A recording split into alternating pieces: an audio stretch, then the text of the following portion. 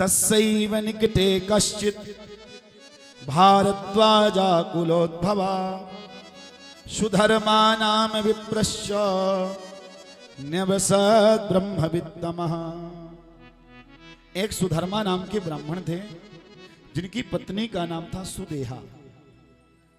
यह बड़ा ही धार्मिक परिवार था। पति पत्नी दोनों बहुत पूजा पाठ करते थे, भगवान भोलेनाथ जी को बहुत मनाते थे, भगवान भोलेनाथ जी का बड़ा पूजन सत्कार आदर करते, निरंतर भोग लगाते, शिव प्रसाद ही ग्रहण करते थे और यह निश्चित अपने परिवार के साथ पूरे नगर के साथ भजन करते। समय व्यतीत हुआ, बहुत सुंदर परिवार है, लेकिन भगवत प्रेमियों इनके पास में कोई संतान नहीं थी, कोई पुत्र नहीं था। बहुत प्रयास किए, मंदिर गए, मठ गए, लेकिन नहीं हुआ।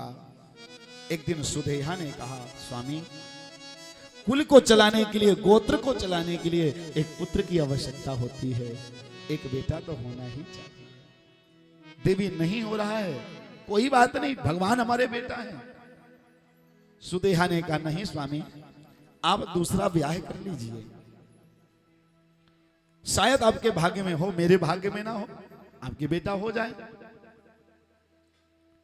सुधर्मा जी ने कहा, नहीं देवी, मैं ब्याह दूसरा नहीं करूंगा। यदि मैं ब्याह करूंगा तो तुम्हें कष्ट होगा, क्योंकि दुनिया में स्त्री सब कुछ बर्दाश्त कर सकती है, लेकिन अपने पति को पर पुरुष के साथ कभी नहीं देख सकती है। देवी, कल मैं दूसरा विवाह करूंगा तो तुम्हें बर्दाश्त हो जाएगा, तुम कैसे एडजस्ट करोगी?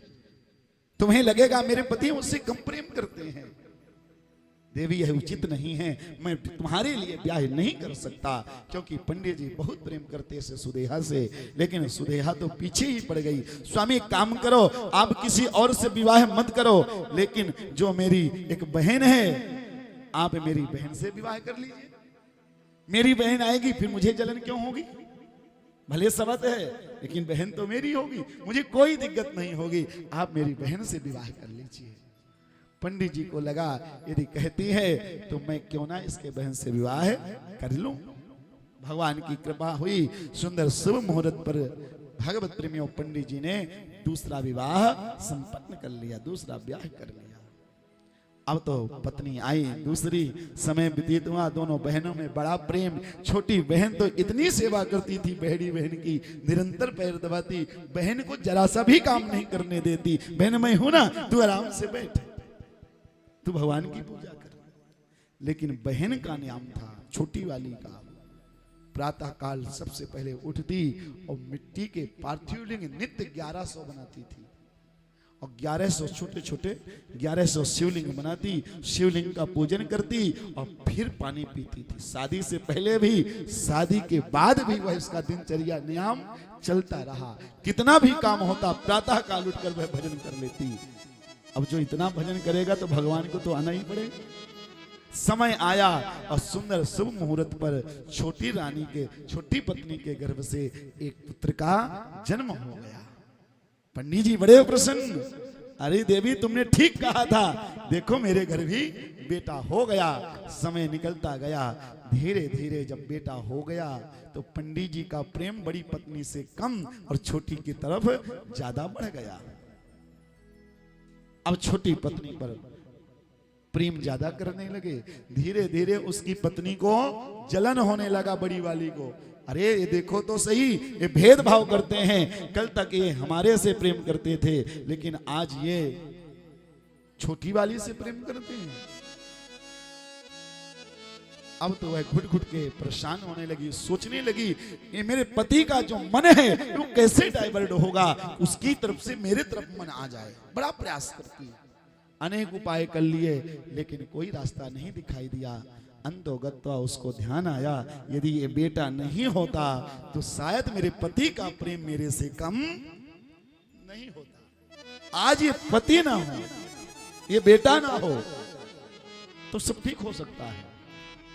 आज रात्रि में बेटा सो रहा था, बड़ी पत्नी गई और जा करके भगवत प्रेमियों उस छोटे बालक के टुकड़े टुकड़े कर करके और नदी में प्रवाहित कर दिया, नदी में डाल दिया। सुबह ब्रह्म मुहूर्त पर घुसमा उठती है और घुसमा जो छोटी रानी थी उठ करके 2 दिनचर्या नहाया धोया, बेटे को नहीं देखा कि बेटा है कि नहीं देखा। वह शिव जी बनाने लगी। अब सारा करा कराया तो इसकी बहन का ही था, सुदेह का ही था। सुदेहा आती है सुधर्मा से, कहती है बहन तेरा पुत्र नहीं दिख रहा, तेरा बेटा कहां गया? मैंने पूरा घर खोज लिया, अभी ब्रह्म मुहूर्त है, इतना जल्दी बेटा कहां जा सकता है? सुधर्मा ने कहा कोई बात नहीं, यही होगा, मेरे भोले बाबा के पास होगा, मेरे भोले बाबा रखे होंगे, वापस कर देंगे। अब किया तो उसने था सारा नाटक। खूब रोए, बिलखने लगी, अरे कैसी हत्यारिणी है ये, बेटा इसका गायब हो गया, लेकिन बेटा की तरफ ध्यान भी नहीं है। अब तो वो ओम नमः शिवाय, ओम नमः शिवाय, ओम नमः शिवाय करके माला करती, शिवजी बनाती। अब भाई शिवजी, एक शिवजी बनाने में 10 बार भी नाम ले लिया तो 10,000 बार नाम हो गया। जैसे कल आप जो लोग पूजन बैठे थे, जब भगवान शिव का 1000 नामों से पूजन किया तो हम क्या बुलवा रहे थे? ओम नमः शिवाय। वैसे तो आप शायद अपने घर में कभी 10 माला 11 माला जपे हो शायद, लेकिन कल आपकी राजी गैरराजी 1008 बार ओम नमः शिवाय हुआ कि नहीं हुआ? 10 माला आपके हो गए ना कल।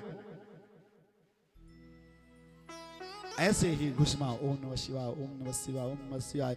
बहन गाली दे रही है, लेकिन वह घुसमा सुन नहीं रही, और वह शिव जी का निर्माण किया, शिव पूजन किया।